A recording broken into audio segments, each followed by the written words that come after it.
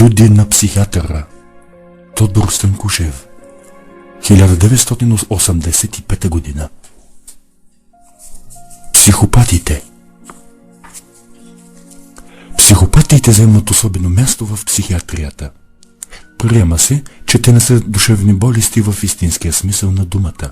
Някои ги наричат характеропатии.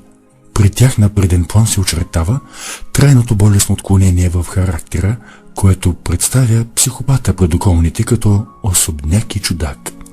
Поради болесните промени в характера, които се изразяват с дълбоки промени в емоционалната реактивност, инстинктите и волята, психопатът е с ограничени адаптивни възможности към семейната, професионалната, приятелската и социалната среда изобщо. При това много често психопатите се отличават с интелектуална надареност и изразени възможности за творческа дейност. Нехармоничното развитие на характера поставя на преден план в поведението многообразни и противоречиви постъпки. Всеки от нас, който познава отблизо живота на психопата, е убеден, че поради особеностите на своя характер страдат и той, и тези, които са около него. Най-често това са членове на семейството.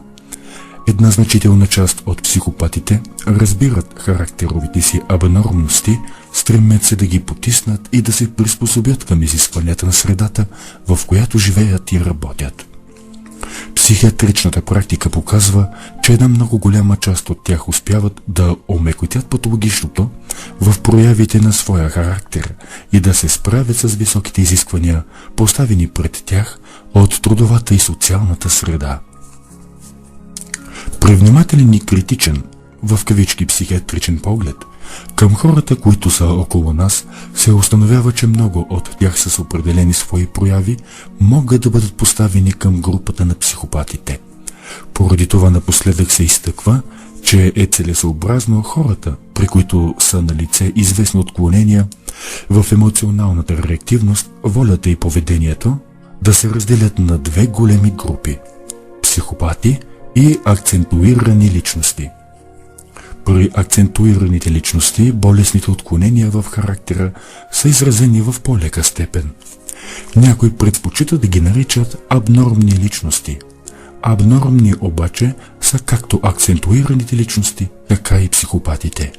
Абнормни личности са и всички, които са прекарали едно или друго психично заболяване, от което са останали известни патологични последици. Практиката показва, че болестните прояви на характера се появяват предимно в пубертетната възраст или непосредствено след нея.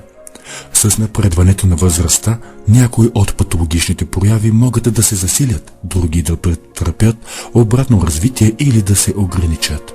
Динамиката в развитието на психопатните прояви в много голяма степен се определя от отношението към тях, включително и от това до каква степен са ангажирани в трудова дейност. Главното в отношението към психопатите, което би създало условия за по-добрата им адаптираност към изискванията на социалната среда, са не лечебните, а педагогичните мерки. Много усилия са необходими, както за да се промени тяхното поведение, така и за адаптиране на околните към поведението на психопатите. Психиатричната и съдебно-психиатричната практика показват, че те трудно поддържат своята семейна свързаност и много често извършват престъпления, от най-леките до най-тежките. Появата и развитието на психопатиите се поставя в причинна връзка с определени вродени или придобити по време на раждането или в ранното детство увреждания на централната нервна система. Тези увреждания не са основното, а са само предпоставка, която може да се прояви под влиянието на неблагоприятни въздействия в детско-юношеската възраст, като нездрава семейна среда, дефекти във възпитанието и други. Проявите на психопатиите се отличават със своето многообразие, както в клиничната им характеристика, така и по степента на тяхната изразеност. Във всички случаи обаче за трудностите, които се създават при адаптацията им към социалната среда, Психопатите обвиняват неоснователно хората, които са около тях, и са готови с сила и агресия да доказват своята правота. Така не намаляват, а нарастват техните страдания и неблагополучия в живота. Много често това е в основата на криминогенното поведение на една значителна част от психопатите.